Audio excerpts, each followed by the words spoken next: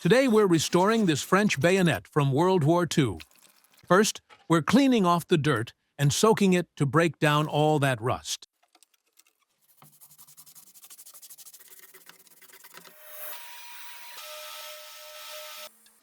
Now it's time to sand it and give it another soak.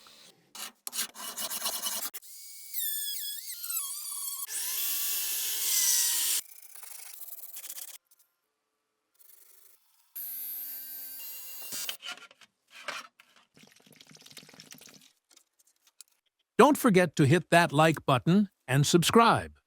Next, we're crafting a custom gold handle for it.